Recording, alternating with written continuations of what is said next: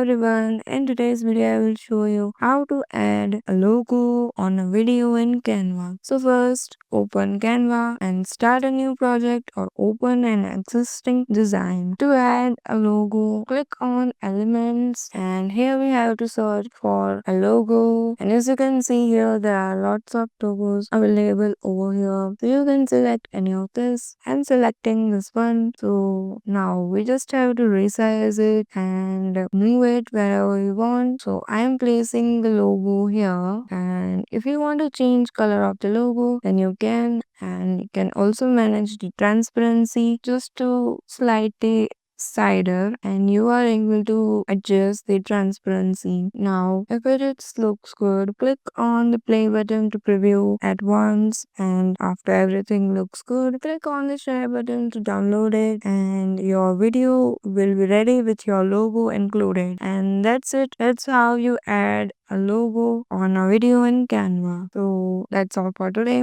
Thank you for watching.